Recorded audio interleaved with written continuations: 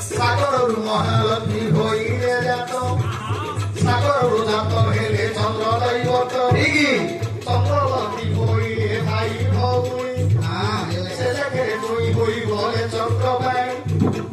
ସଳା ହୋଇଗଲେ ତାଙ୍କ ଚନ୍ଦ୍ର ବଦନ ଅସୁର ତପକୁ ହୋଇଲ